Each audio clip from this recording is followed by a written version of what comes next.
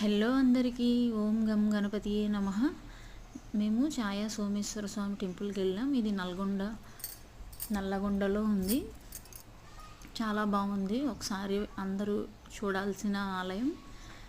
అయితే ఇక్కడ విశేషం ఏమిటంటే, ఇదిగో శివలింగం. మనం లైట్ ఆన్లో ఉన్నప్పుడు ఇలా కనిపిస్తుంది కదా, లైట్ ఆఫ్ చేసి చూస్తే వెనకాల నీడ అనేది స్పష్టంగా కనిపిస్తుంది. అది ఎట్లా పడుతుందో అర్థం కాలేదు. శివలింగం వెనకాల ధ్వజస్తంభంలా కనిపిస్తుంది నీడ అనేది. చాలా చాలా బాగుంది. అసలు ఎలా నిర్మించారో కూడా మనకు తెలియదు. ఇది 11వ శతాబ్దంలో చోళులు నిర్మించారని శాసనం ద్వారా తెలుస్తుంది. చూడండి, ఇక్కడ లైట్ అయితే ఆఫ్ చేసాము దేవాలయంలో.